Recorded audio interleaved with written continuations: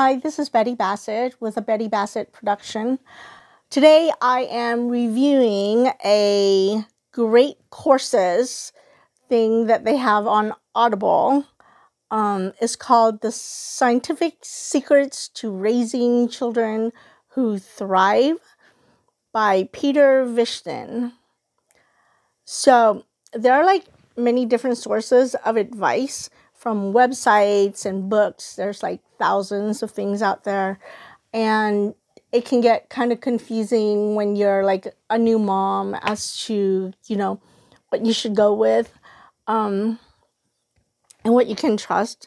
So I guess this being the scientific secrets to raising children, then they're going to focus more on like the scientific method, which is, I don't know, I think there's like 5 parts to it, where you like develop a hypothesis, you like gather data, you form like, a conclusion, you derive a conclusion, and then it has to be like testable. It has to be like duplicable. So that is the critical component, is that it has to give you the same results every time. So that's what makes it scientific. Okay. And, yeah. Okay. Never mind. I don't know what I was going to say.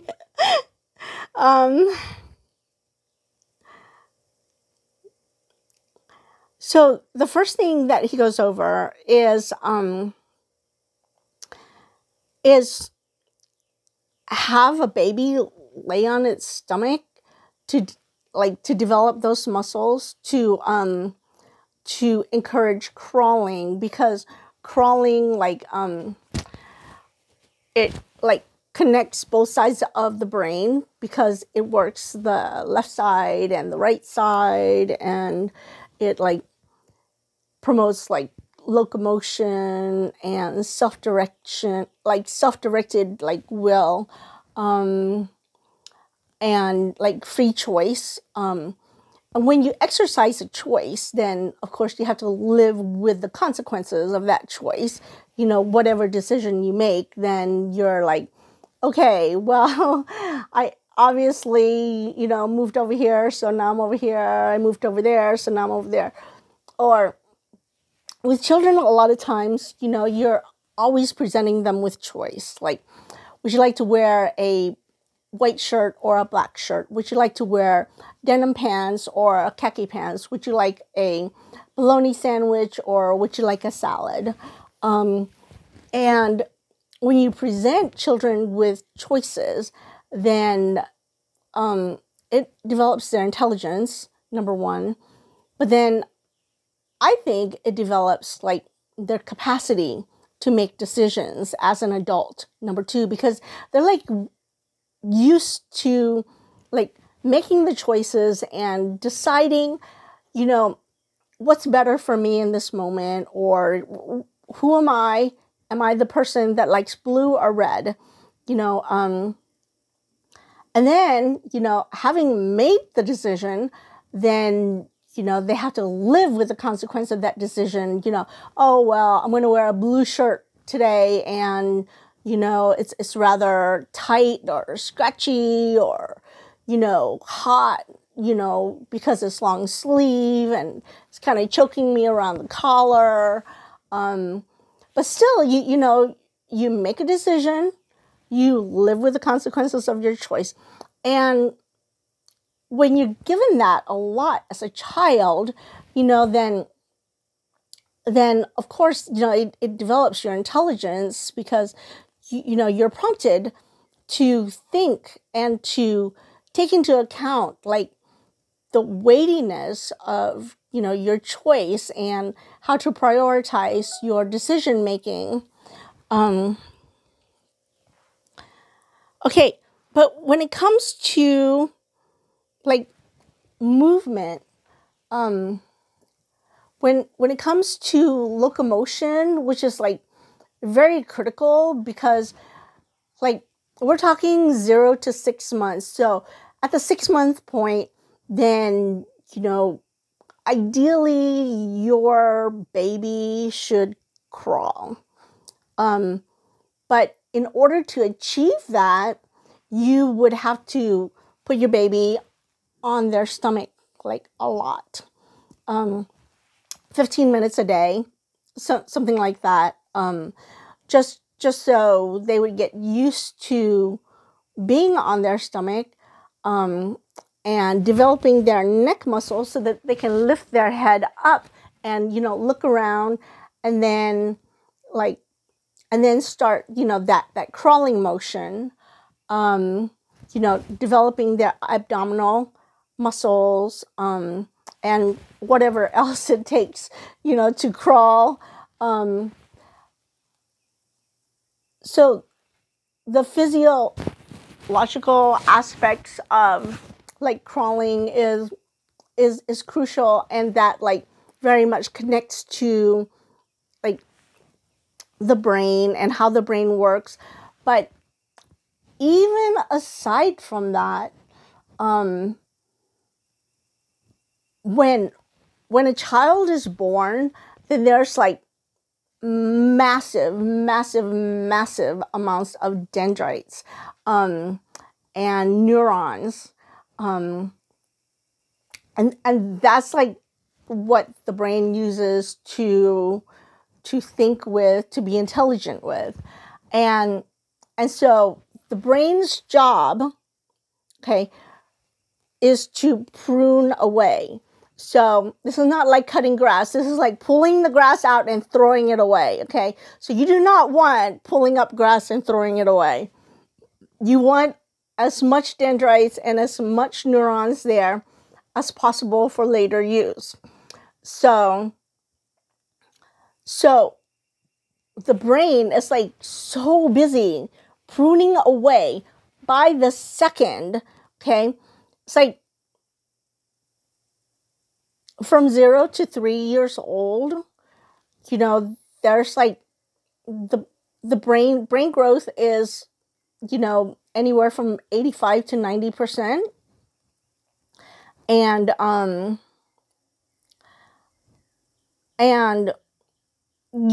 even from 6 years old to the end of high school, you're talking brain growth of only 5%.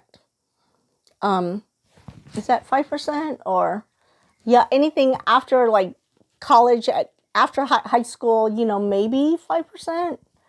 So it's something like that. You're like, okay. Yeah, I just looked that up on Google. Yeah, so it's like so significantly less, I mean, you spend like hundreds of thousands of dollars, after high school to get a college education, but brain growth, like, it's like 5% during that time. It's not even worth it. So the most critical phase of human life is from 0 to 3 years old, with the most significant, like, at 0 to 6 months, of course. But, it's just critical to know, like, where to focus your attention when it comes to, that period of time. So according to this great course thing with Peter Vishton, then he advocates like placing your baby 15 minutes a day on their tummy to encourage crawling. And like these milestones are like very important because like some more nomadic cultures, swaddle their babies a lot, like during the first year of life. So you're talking 12 months, okay? And at that time, by 12 months of age, by 1 year of age, this child is not able to to walk or to crawl or, or to do much because, they're so used to being swaddled. Of course, swaddling, develops the vestibular system, which develops your balance, coordination, athletic skills. But aside from that, there are some negative points, to swaddling your child and carrying your child everywhere you go. If you overdo something, it's definitely not good for you. Okay.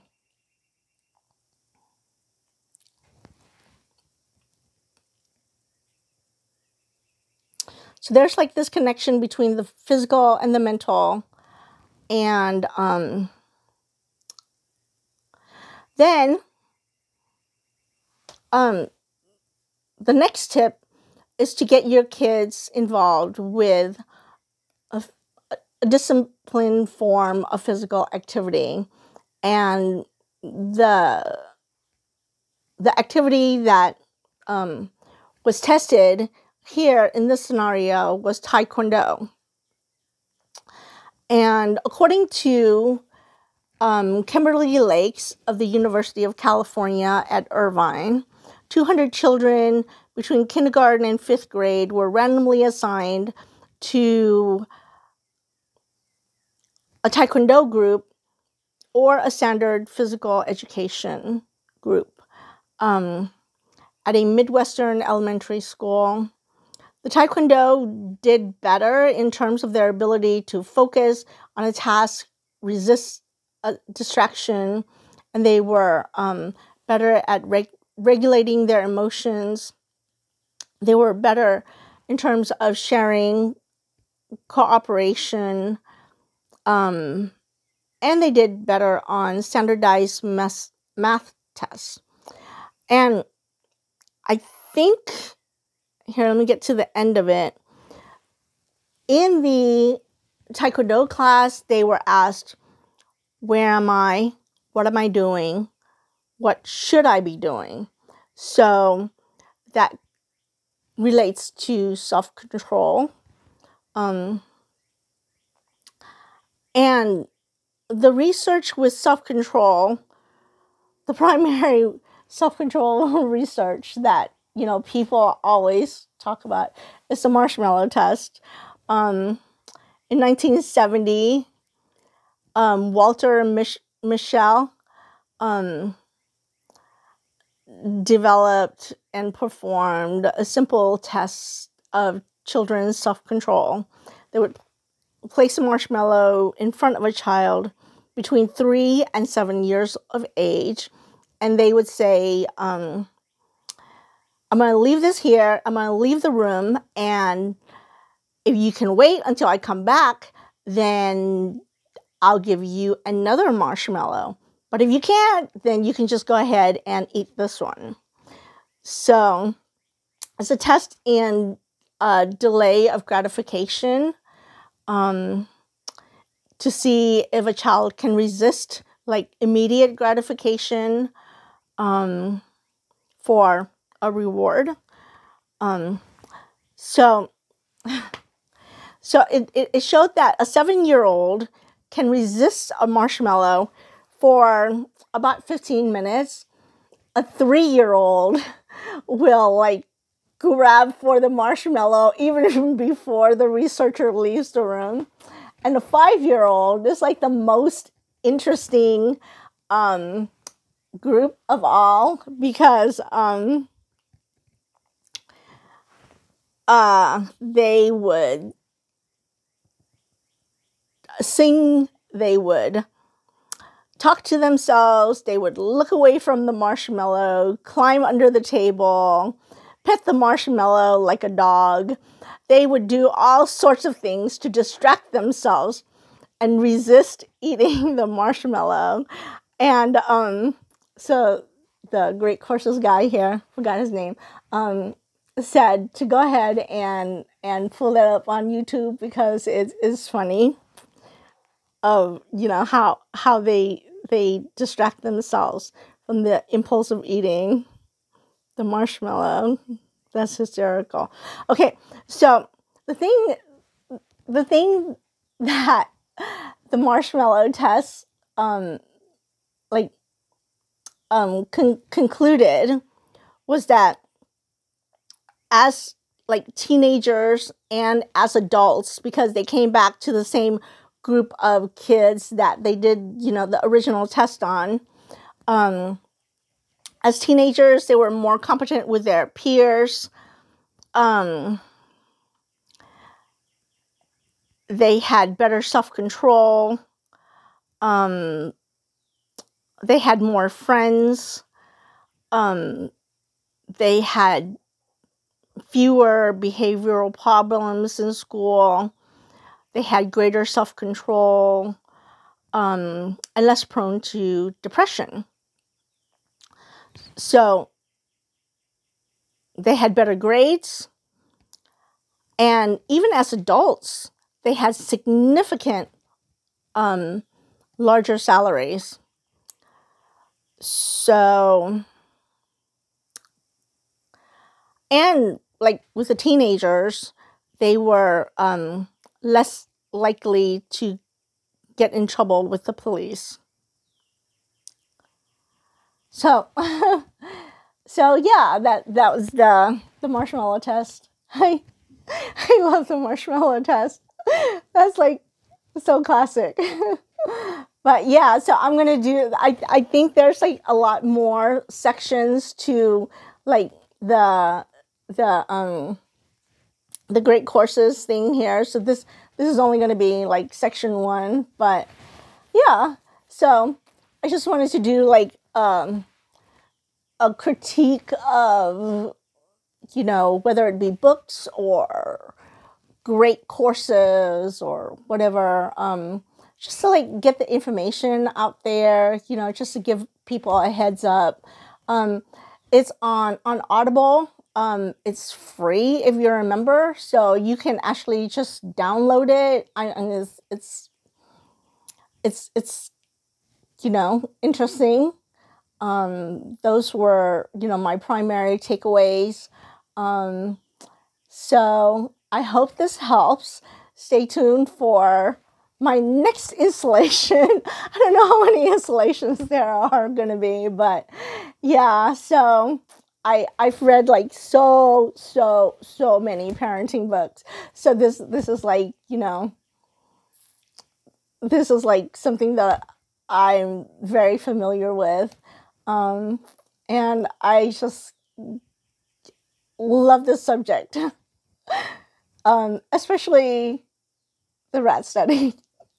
So yeah, I remember I was a new mom, and you know, I like ended up reading 100 parenting books in the course of 5 years. And like the funnest thing, when my then husband came home from work, it's just that, you know, it would just be like the delight and joy of my life to have my my husband come home, because I would share with him all of this like information about babies, about rat studies, about, you know, brain, like neuron studies, like and it was just like, yeah, it was good times. It was just, it like blew my mind, because within the last 50 years, like science has advanced so greatly that they're able to slice like a rat's brain, you know, like to study like which part of the brain is activated, you know, given like a certain set of inputs, you know, whether it's emotional or stress or, you know, whatever. But it's very fascinating. Yes. Come along with me on my journey and get excited about kids. Alrighty.